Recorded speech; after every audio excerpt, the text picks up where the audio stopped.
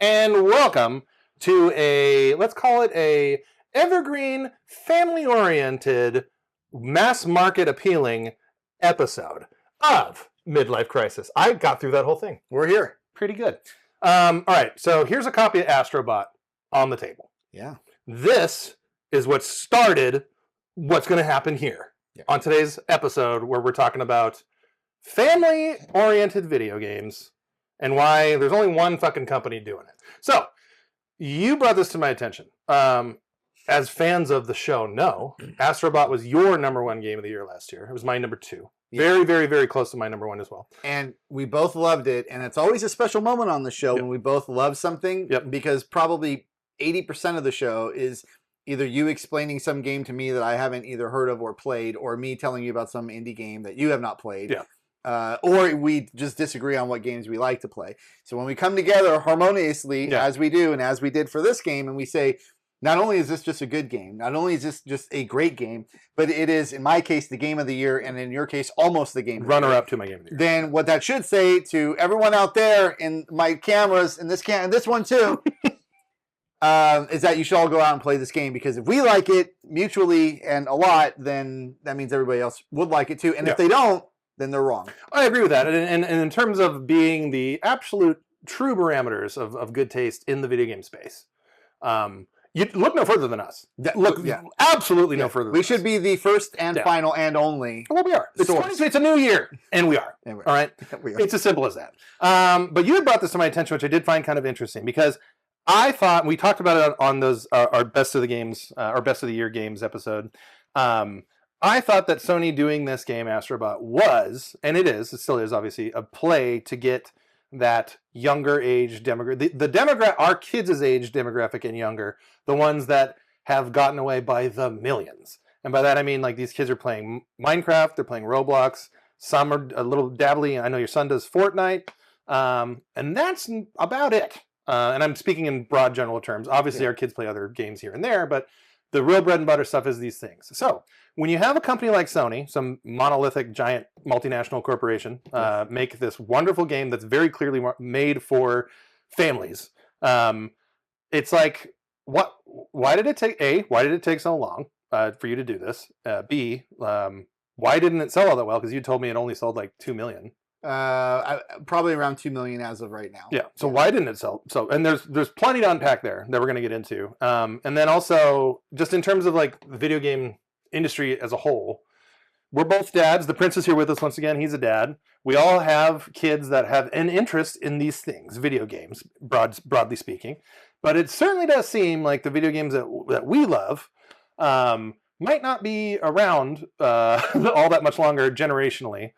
Because of things like Roblox, Minecraft. And I kind of want to talk about, why do you think that is? Why are they so successful?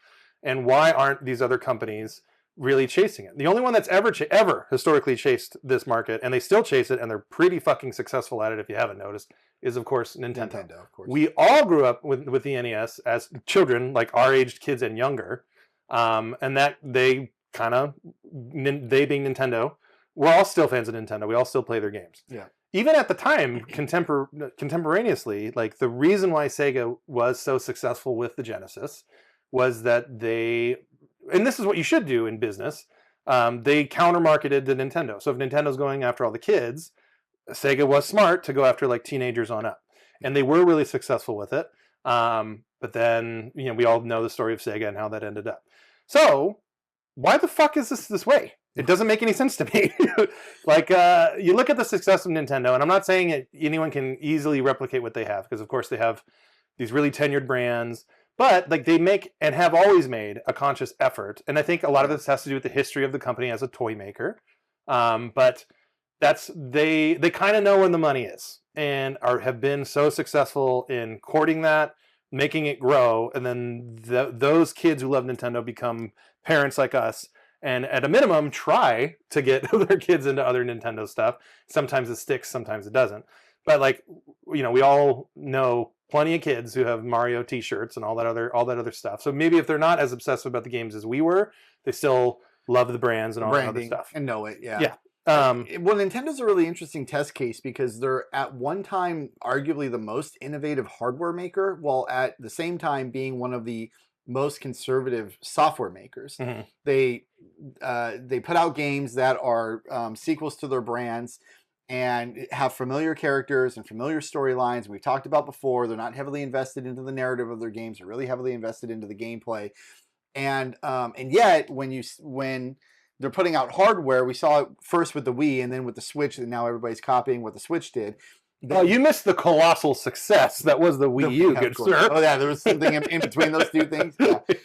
And so they've created two phenomenons with their hardware consoles in the last 20 years. Mm-hmm. And yet their brand is still family friendly and still as ubiquitous as it ever was. And it's still as known to 5-year-olds today. I have a 5-year-old son. He knows who Mario is, right? As it was to me when I was a 5-year-old and I was introduced to Mario. So on the one hand, there's a familiarity with Nintendo, which usually breeds, it's something like when you're buying like just a brand that you've, like Lucky Charms or whatever, you've eaten it your whole life. It tastes the same your whole life. So there's that kind of familiarity, but you can't say that they're not innovating and they're not trying to bring new people in, because that's what the Wii did and that's definitely what the Switch did. So I appreciate the innovations that they've shown in the hardware space. Yeah. I love the familiarity I have with them in the software space.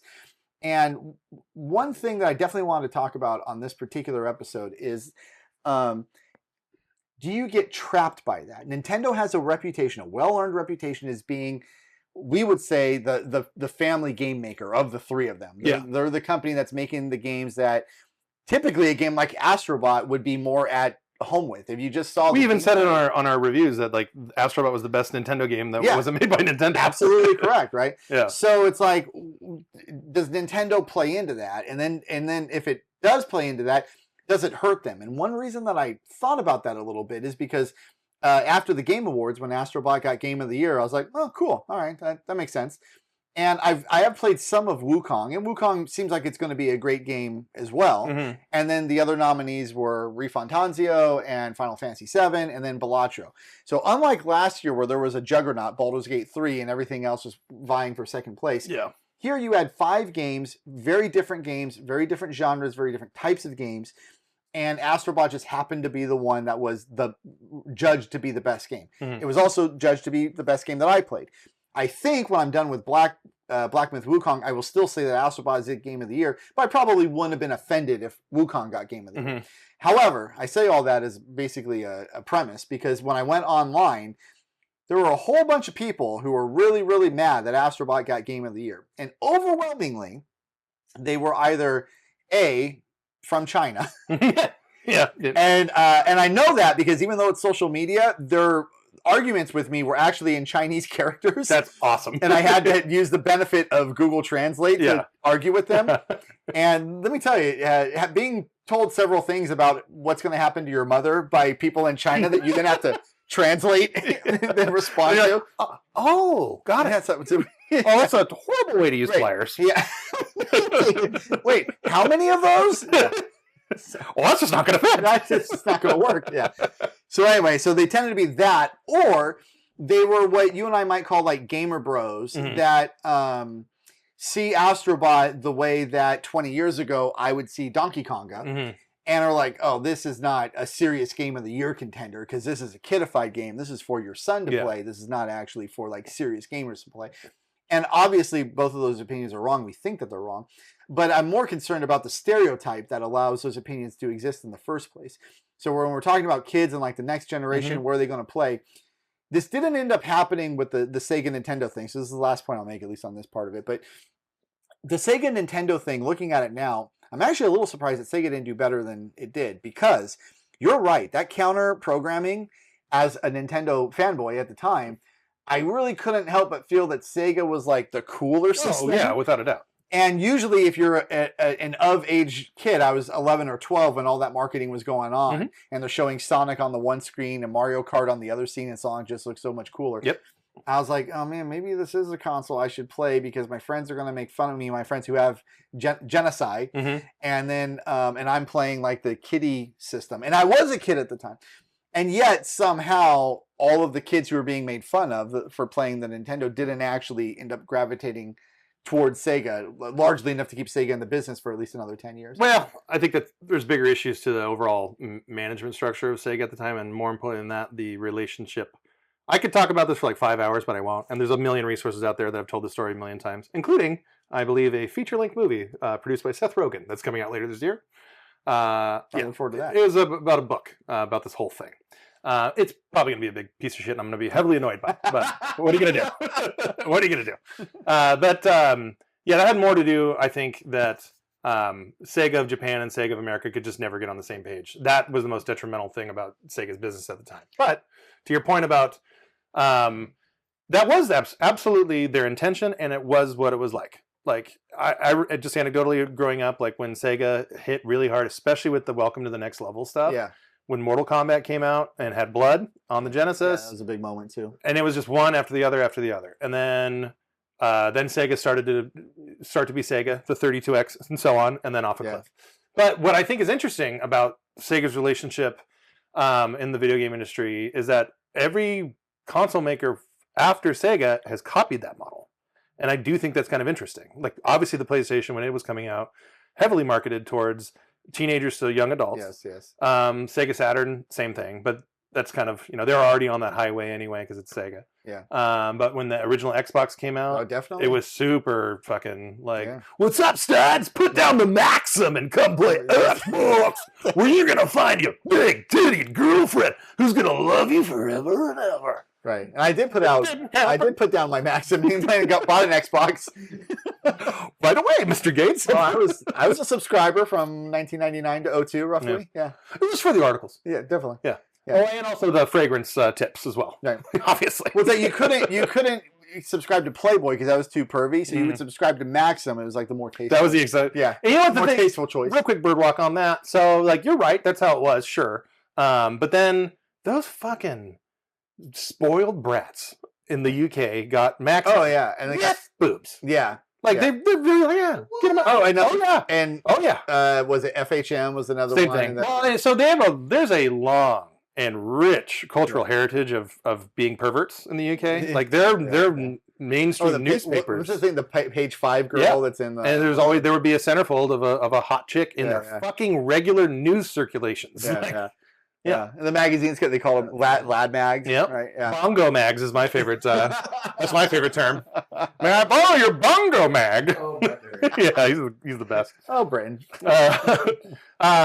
Anyway, so from softcore porn back to the world of family-friendly entertainment. Yes. Every other company that's come out to try to get in the space has copied the Sega business model, and I genuinely don't know if it's because no one really wants to compete directly head-to-head with Nintendo, or if it's because they all think that everyone ever has aged away from video games. And that's where I think the danger really is, and that's where I think Minecraft and Roblox and those service-based games have really gotten their hooks into our kids because they saw this. Like, there was a totally wide open market for them to do this. Yeah. And both of those games offer an way different type of product than what Nintendo produces.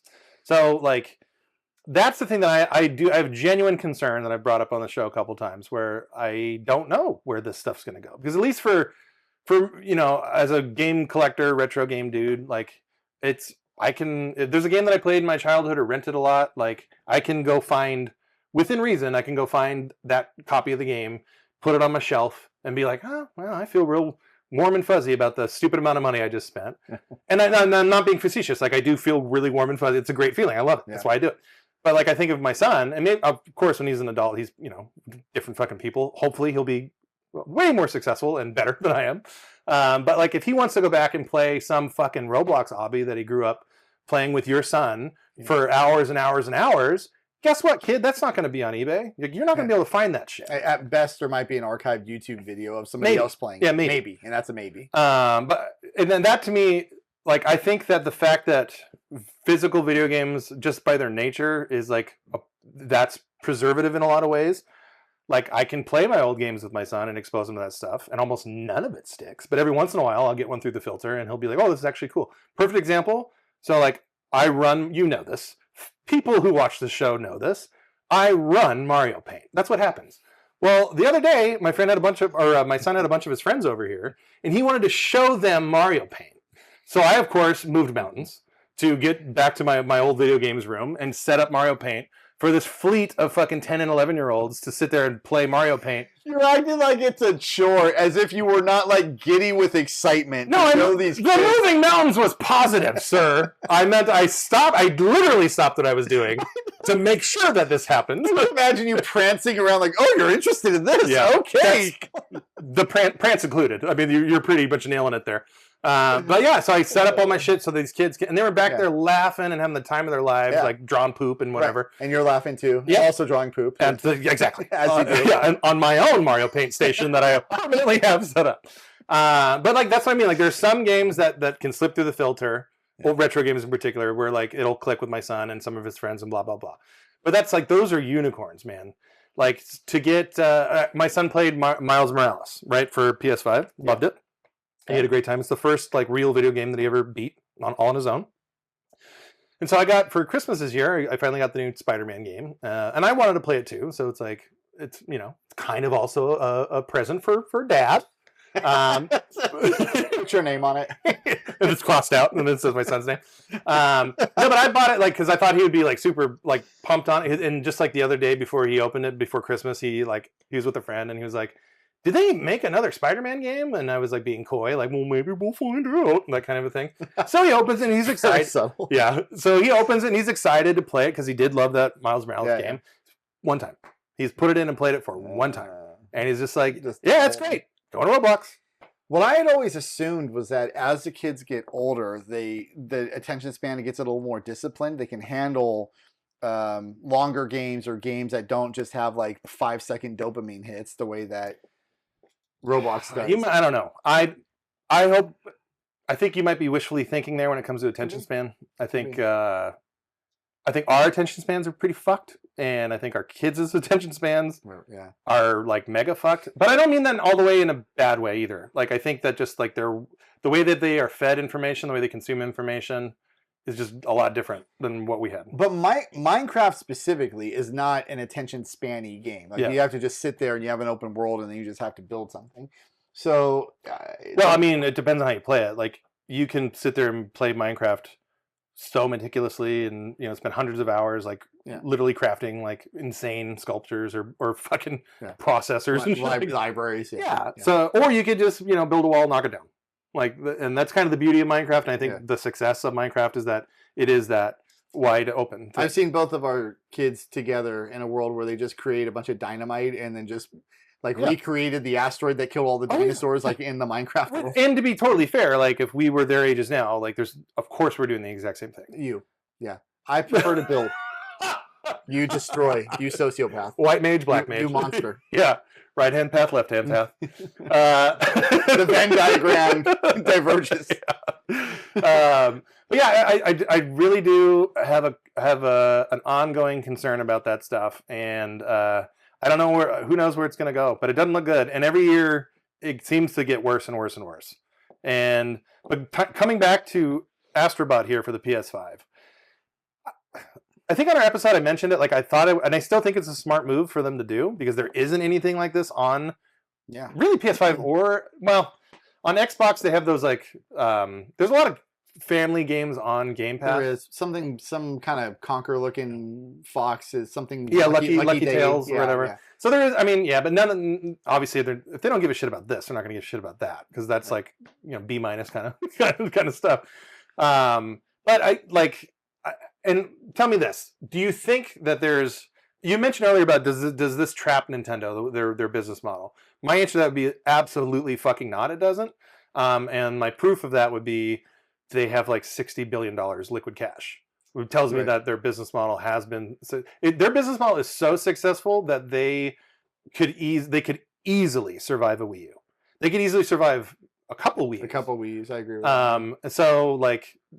Obviously, they're doing something right. But my biggest thesis about this whole thing is like, in your opinion, do you think are people scared to compete with them? Because obviously people are. Roblox and Minecraft are clearly competing with children's time attention. Why isn't PlayStation?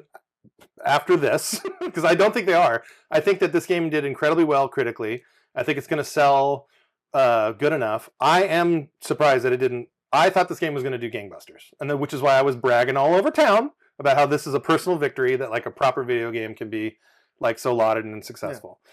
But like 2 million units is nothing to sneeze at. No, it's just for a Sony first-party game, you expect the number to be 2 or 3 times higher. Than absolutely, and I think to a game of this quality and like that kind of like feedback and word of mouth and stuff, like I thought this was going to be a lot bigger of a deal. A Sony first-party game that is coming out, and it's the only major, I say first-party game, and it's the only major first-party game to come out in a calendar year, so it gets all the attention.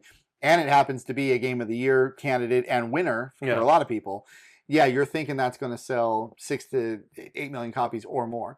And the fact that it didn't, combined with the pushback I'm getting from weirdos on social media. Who knew that social media is so full of negative people, such negative people? It is? You should check it out, Brian.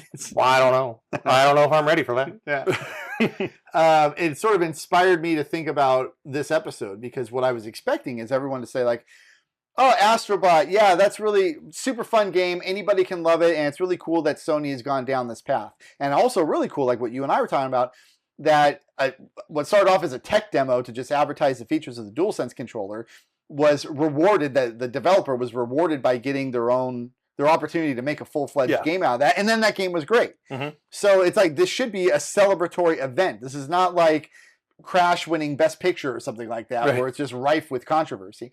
And yet, it kind of sort of was rife with controversy afterwards, because since only 2 million people bought it, there's a whole bunch of people out there that played Wukong or don't have a PS5 or they're PC gamer bros. And we talked separately about that. sick group of people. The review bombing culture. And all of that, you know. And it's like, as more of a PC gamer guy than console guy, you know, I have to sort of throw my lot in with those losers, but they are losers. And I'm arguing against them. And I've had these arguments before on Reddit or elsewhere, where people are like, Nintendo, man, they shouldn't win any games of the year because they're just making games for 5-year-olds. And it's like, no, if you play Pikmin 4, like, that is a fantastic game that literally anybody can play and have fun with. Mm-hmm. And it might have cutesy components and elements to it, and it might have a very like PG-rated sort of aesthetic, but the gameplay itself is awesome, and it just hooks you, and it just asks you to play for hours and hours and hours. I think so. Okay, look at movies, for example, right? Like I saw an interview with Quentin Tarantino a couple weeks ago, maybe a month ago at this point, but it was all about like things that wouldn't the movies that he likes that you wouldn't expect. And he went on this like whole thing about Toy Story 3 and how great of a movie Toy Story 3 is. It really is probably the best Pixar movie. Yeah, and I've seen that. I saw that movie in the theater, and it's fucking great. Like, it's like such a well done, like emotionally, you know, moving movie about toys for kids, and it looks like a Nintendo game, but it's about so much more, Brian. It is. It really actually is. But so to me, like, I think there are always going to be the Robbies, Donkey Konga of the world. Like, that's always going to exist, because you're always going to have, like, I think video game culture attracts young men. It does a lot better job of attracting young people of all varieties, but still that bread and butter is young men. And there's an age where a lot of us get to where it is like cute stuff is stupid. All the bullshit, all the fucking garbage that, like, in the case of yourself, like, you aged past that and you were able to be like, who gives a fuck if I'm playing a kid's game? Like, and I think it really does boil down to that. You have to be mature enough to be confident enough in the things that you like to where you don't, like, if someone's going to make fun of, for example, I am a professional wrestling fan. When someone, and this happens still all the time, will say to me when they find out that I love wrestling, they'll be like, how can you like that stuff? You know it's fake, right? You know it's fake. And the first thing I think of is like, well, you're not as smart as I am. So that's number one. And once I move past that very clearly established thing, the second thing I think of is, well, your movies and your books are also fictitious, and yet your boundless intellect is able to accept that as a form of entertainment. But I think that in the same way of video games. Isn't it like, it's like there's 3 phases. When you're a kid and you're playing Donkey Konga, like up to say 11 or 12 years old. You're like, this is great. Banging bongos is super fun. Like I'm super. Well, I was in my 20s doing that. Well, but that's what I'm saying. Phase 2 is from age say 13 to maybe 19 or 20, or maybe even up into your mid to late 20s for some people. Then it becomes stupid. This is like when I was criticizing Donkey Kong, right? Because you become that type, the young man who's sort of like, oh, this is for kids, not for me. Then you go past that, and then it's like you're coming around full circle to just finding the joy in the thing again, the way that you did originally when you were a kid. Right, because you're older, you've lived life, and you don't give a fuck. It's the best thing about aging is not giving a shit about what people think about you. Yeah. And some of us got to have that part of our personality a lot earlier in life than other people. Yeah. And but I think as much as I love video games, we've talked about this ad nauseum. As much as I love video games, and that's not going to change, the culture of video games can be gross. Yeah. And a big aspect of that, I think, is exactly what we're talking about, where it's like, and they're loud and they talk on the internet a lot. And so like it makes the messaging kind of bubble up to the surface a lot more than it actually is. Yeah, or should be. And so to tie it to your point about like the next generation, yeah, it does worry me a little bit because I'm not sure what kind of overlap there is between the people on social media who are shitting on Astrobot because it looks kidified and they don't have a PlayStation 5 and whatever else, and then the people who like our kids who never really give it. Well, actually, my kids loved Astrobot, so I shouldn't use that as an example. But other people, who'd never give it a chance to begin with because they're too busy playing Roblox or Minecraft. But there are two, let's call them yellow flags about the future of gaming. Because I don't want the future of gaming to be just people who are haters on a game that literally should be beloved by everyone. Yeah. And it was part of the genesis of this episode, and the reason I want to talk to you about it, is because I was really caught flat-footed. And I'm not caught flat-footed often when it comes to social media because you just expect the worst anyway. Yeah. But I was surprised by the pushback that Astrobot being Game of the Year got. Some of it, again, I attribute to just cultural biases amongst Chinese people because they really wanted Wukong to win. But not all of it. And there was like a gamer bro-y part of it where people were hating on it unnecessarily. And I was like, guys, it's okay to like this game and Wukong and Balatro for that matter. So you like them all. You just nailed in a nutshell why one of the main, if not the main reason why I don't like the Game Awards. The Game Awards to me feels like the vestigial tale of like the people that made the Guy game. Oh, which famously has underage nudity in it. Famously. So there's like this ickiness there that's attracted to it. And I don't know. But by no means, like, I also want to be totally fair. There are plenty of ne'er-do-well, literally stinky people that go to Smash Brothers tournaments that should be on lists, and they probably are on lists. So like I definitely don't want to paint this tale that like everything's fucking rosy and perfect on the other side either. Because it's not. It should be. Probably not. So that's definitely worth mentioning too. So it's not like one segment of gamedom is better than the other or whatever. I just think that certain biases and stuff generate from what we'll call the Game Awards sector of gaming versus the other side. Yeah, well, Jeff Keighley would never let us down, Brian. No. He's only got the best interests of all gamers at heart. Yeah, and particularly those people that work at Larian. He really wants people who work at Larian. It'd be funnier if he was constantly also talking about IMAX. Like, I want to see a video game on a big screen. IMAX. My family has nothing to do with it at all. Yes. But anyway, it's kind of shocking to me that it didn't. And maybe we're a little early in this. Maybe it does pick up a lot more steam. Like, as we record, I don't know, like, any of the real deal Christmas sales numbers yet. I don't think they're out yet. No. And when I was quoting you those numbers, that was right around the time that it got the Game of the Year award. So it might have gotten a boost afterwards from all the publicity coming out of the Game Awards.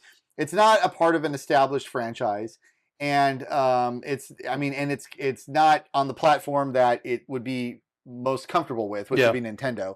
So those two things might have hurt it, at least out of the gate, but maybe now, like a word of mouth movie, it can pick up some steam and then generate more sales. Everybody should be playing it, and that's why we're here. Another, I think, a really good side effect that kind of doesn't have anything to do with what we're talking about, but it has to do with Astrobot, is that You can't tell me that Astrobot costs as much money as Indiana Jones to develop. I don't believe it. No, probably a quarter. Yeah, but the quality is certainly, like, I'm not saying it's an apples and oranges comparison. You can't make it. But like, if I look at Astrobot walking, just walking by a TV, I would still be like, holy shit, that's a really good look. It's a gorgeous video game.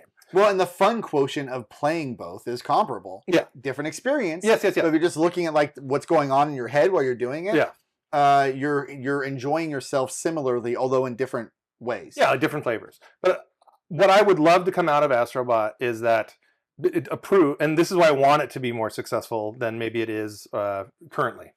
But I want this game to kind of teach the industry that it is possible to not spend $500 million on your fucking, your shooty video game and still make something totally economically viable that people love. So you've been asking for that for about as long as we've been doing this show. Yeah. And I think you might get your wish, though, because the combination of Astrobot winning Game of the Year, a small little indie darling like Balatro made by one guy. I started playing that, by the way. And it's on Apple Arcade for free, so that's why I got it. I'm playing it on the iPad. Yeah, it's great. That's a really good game. And it just gets you hooked. It hooks into you, and then when you play it, like when you start, they call them runs, right? Yeah. So when you like the second you end one, like I immediately want to go. Yeah. So that's they did good. They did good on that one. Yeah. And then the developer is such a recluse that he won Indie Game of the Year because of course he did, and then just didn't show up and had two people. Yeah, local Funk I think his name is, or his handle is. So anyway, the combination of these games becoming really popular, along with some major AAA failures, like especially in the live service department, Concord and Justice League, and some other AAA disappointments. There was I think Square Enix had a big letdown this year with Rebirth. It was a Game of the Year nominee, but in terms of just the sales, it didn't sell as well as they wanted. They said that it sold well. I just read an article about it. They said it did sell well, but it underperformed against their expectations. So now they're lowering all the expectations. Yeah. Well, and they're not making Sony exclusives anymore either. Yeah, and they also said that they were one of the first big publishers to openly come out and say, like, one of the things that we're going to do is rein in development budgets because it's killing us. Yeah. And a company like Square Enix is exactly in that bubble of death position because they're not as big as an EA, obviously. And they're definitely not as small as like Axis or any of those other names that you might see and recognize, but are like not household names. It's in that spot where like a Square Enix, for as long and historied as they are, but they one real bad move business wise could totally kill that company. Yeah. Yeah, so I think and hope that, and then you've seen like the stories about now, like Capcom is obviously doing this with Okami and Onimusha, where they have said we're going to go back and look at our IPs and see if we can make games with those old IPs. Which that doesn't attract kids at all, by the way. Well, yeah, I guess so, right? And then I think Microsoft has said the same thing, right? That they're going to go back and look at their old IPs. Yeah. What's his name? Who I've come to have utter contempt for, who runs the Microsoft studio. Has said that if they make a new Crimson Skies, fine, I'm in. You get me back. And I'm okay with you resurrecting old IPs as well. But I would like to see it done with an eye towards like what they're doing with Astrobot, like smaller games, AA size, but we don't need $400 million budget. Yeah, we got plenty of those games, and I don't want to see the entire industry go through like a 1980s upheaval again. And it's already been like difficult enough because the combination of games failing and then you hear about all the studio closures and layoffs right after that. It's like, what's going on? It's bad enough that I can't get my son to pay attention to the games I want him to pay attention to. I have enough problems within my own household keeping my kids' attention focused on the thing that we're trying to keep it focused on. But I need the industry's help as well by releasing more games like this, which he loves, and Platinum.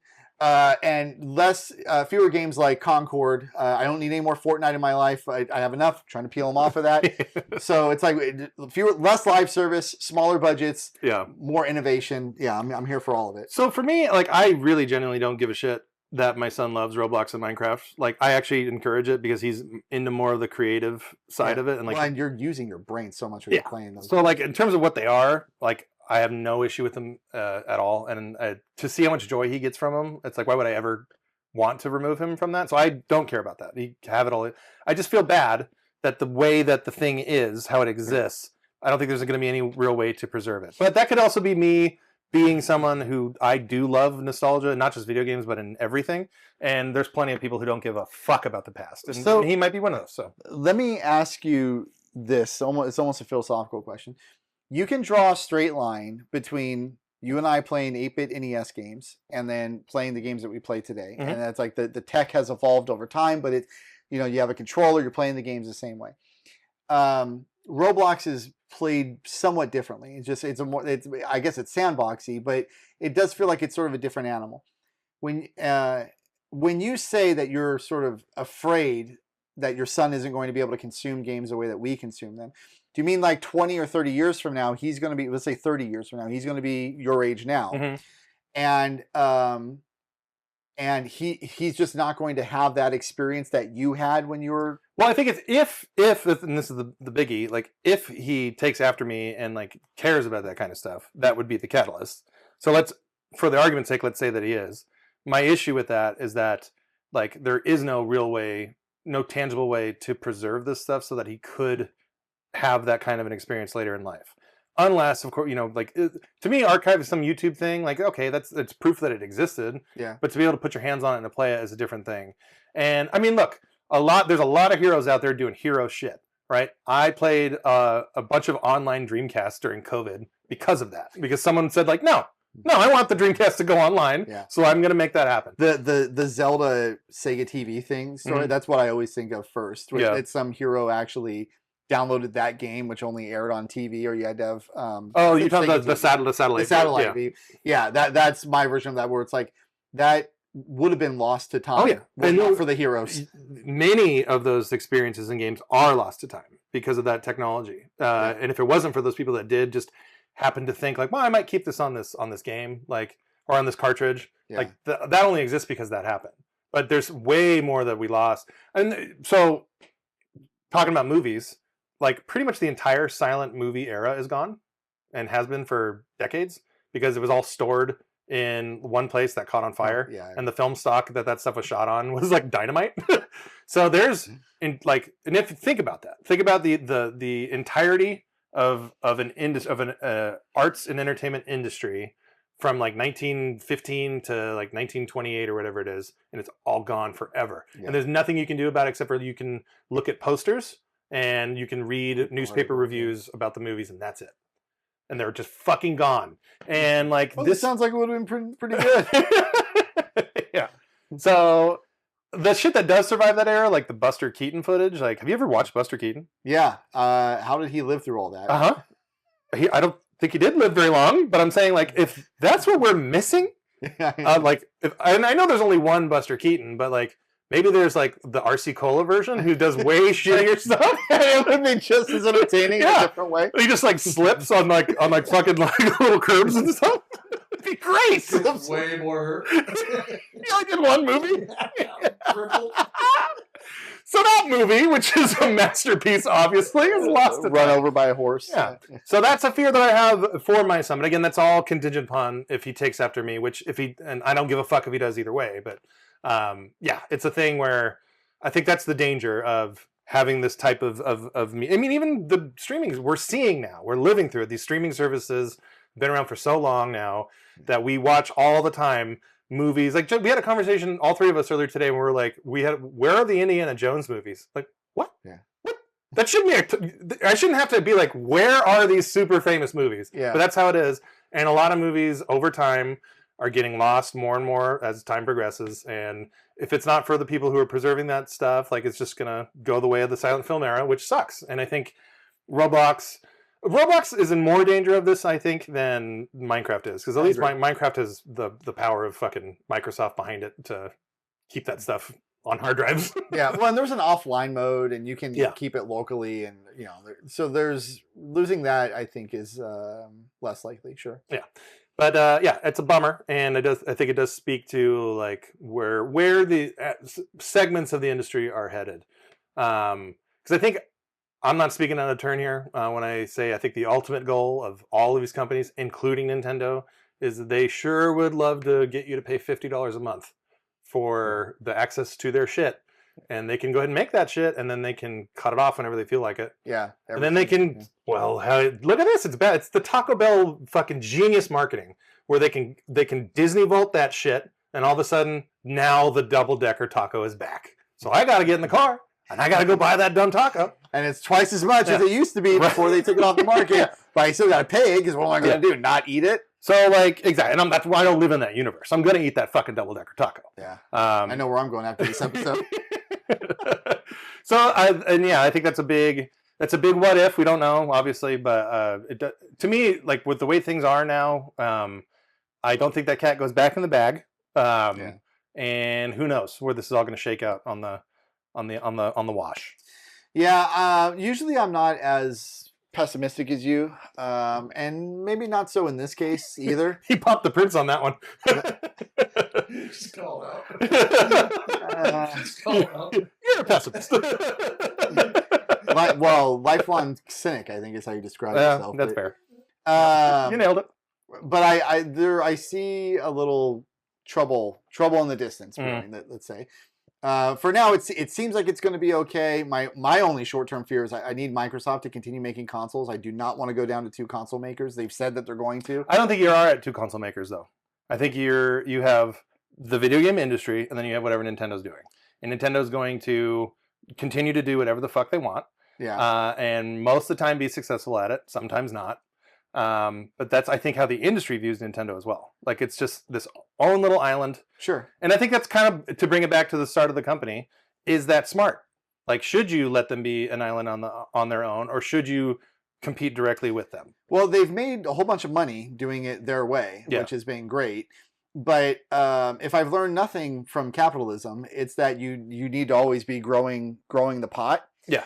And if your demographic is as specific as Nintendo's demographic is, or at least the stereotype is, then you could imagine some Harvard-educated business person sitting in there looking at the charts and saying, you know what gaming outlet we don't have? We don't have 18 to 25-year-old boys. Yeah. So what we need to do is put Stellar Blade on the Nintendo Switch. And then that'll get them. Get into that market. And then trying to break out of that. And then whether or not that would be successful. Some of the show has been about Sony's version of the inverse of that, where they're taking a typical Nintendo game and actually putting it on a Sony product. And it's been kind of a mixed bag, where the game was a critical success, not so much a commercial success, but you can't really say it's a commercial failure either, because the team was small, the expectations were reduced compared to your typical Sony first-party game. And again, the reviews are so damn good, everybody seems to love it, and it's got plenty of room to grow because it can be enjoyed by anybody. Yeah, and it will, I mean, I think it's going to continue. It's not obviously not going anywhere. It's going to continue to sell. It might be a slow burn, but... Well, if they keep putting out free, amazing DLC content for it... Oh, man. The highlight of my goddamn Christmas level... Oh, boy! So much fun! It was the most fun thing. And like all 3 of my kids and I were fighting. And I was like, look, I'm off work right now for Christmas. So I get first dibs on the Christmas. Daddy eats first. Yeah, that absolutely happened. Yeah. I was like, I'm getting all the trophies and all the whatever's on this. Like that's happening. Enjoy the crumbs, boys. And then afterwards they got those crumbs. Yeah. Fine. Both sons. Yeah. Yeah, so now all 3 of us, and it was like literally one of the best parts of Christmas was the 3 of us playing together, and then just that one level. Mm-hmm. So, and it reminded me, since it had been a couple months since I played the game, I was like, man, if they just do like one of these every other month, they could do like a whole calendar year. I'll buy the game a second time. Oh yeah. Just like, what do you want from me? You want like me to pay for some DLC? Fine, charge me $50 for it. I don't care. Everything that they put out related to that game is just fun. Yeah. For me, for my kids, it makes me feel like I'm young again. Mm-hmm. It's great to do on its own. It puts me in a happier place. Oh yeah. At a not so happy time in my life, it's just great. We're gonna let's keep that going. And everybody who's not playing Astrobot, if you're not happy with your lives, go play Astrobot. Yeah, give that a sample. It'll make you feel better about yourself. It is that much fun as a game. Right. Or make you feel better about yourself. That's the best. Are you suffering from a midlife crisis? Play this game for kids. Play this game. What else do you need? Amen and amen. Well, I'm glad we fixed all the video game industry's problems right now. So you're welcome, guys. Right. I expect the check to be in the mail. Yeah, definitely. The Gamer Bros need to play Astrobot. Mm-hmm. That's step 1. Yes. And then all the kids who are playing Roblox, it's cool. You can keep playing that, but play some other stuff too. Yeah. There's at least stuff try. out there. Exactly. Give it a shot. Please and thank you. Yeah. Okay, well, that's going to bring us to the close. Like, subscribe. We're on Spotify. Give us a 5-star review there if you're so inclined. What else? Gentleman's handshake? Okay. All right.